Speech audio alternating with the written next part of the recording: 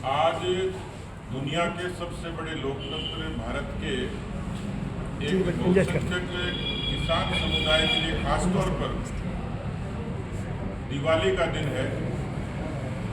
सुबह प्रधानमंत्री जी ने 3 ट्वीट किए। भारत का सर्वोच्च सम्मान जो व्यक्ति के व्यक्तित्व से लेकर उसके कृतित्व से जुड़ा है, ऐसा सम्मान भारत रत्न के रूप में 3 शख्सियतों को ऐलान हुआ। इस देश के प्रधानमंत्री रहे किसानों के मसीहा कहे जाने वाले चौधरी चरण सिंह जी को भारत रत्न की घोषणा। इसी तरह देश के पूर्व प्रधानमंत्री पीवी नरसिम्हा राव साहब और भारत के कृषि वैज्ञानिक रहे एस स्वामीनाथन जी, तीनों ही शख्सियतों की भारत के उत्थान में अलग अलग भूमिका है।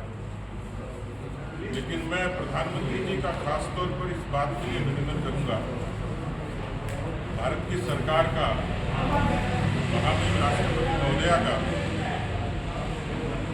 कि इतने बड़े देश में भारत के गठन से लेकर और आज तक ये पुरस्कार बहुत सारी शख्सियतों को मिला।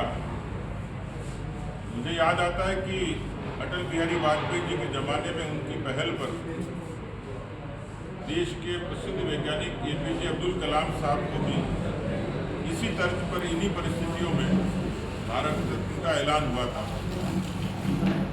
विगत दिनों भारत की राजनीति के शलाका पुरुष लाल कृष्ण आडवाणी जी को भारत रत्न की उपाधि मिलना, ये राजनीतिक क्षेत्र कार्यकर्ताओं के लिए एक सुखद अनुभूति थी।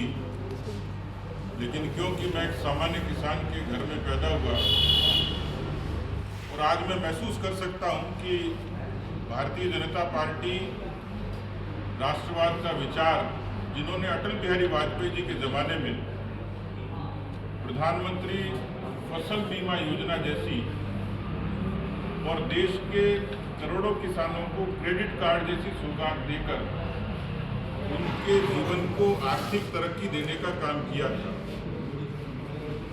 देश में अनेक समय पर अनेक किस्म की योजनाओं से किसानों को संबल जरूर मिलता रहा है, लेकिन संबल के साथ सम्मान कैसे मिले, इसकी चर्चा जरूर होती थी। चौधरी चरण सिंह जी वो शख्सियत थे कि जिनका खेती पर, किसानों पर, खासतौर पर कृषि अर्थव्यवस्था पर पूरी दुनिया के बारे में उनका विशेष अध्ययन था। इस पर उन्होंने लिखा भी बहुत, सोचा भी बहुत, और जो उनकी एक अल्टीमेट पंचलाइन थी कि देश की तरक्की का रास्ता खेत और खलिहान से गुजरता है। एक शब्द ने देश के किसानों के प्रति उनकी आसक्ति तो प्रकट की थी, लेकिन इस बात का भी एक कमिटमेंट था उसमें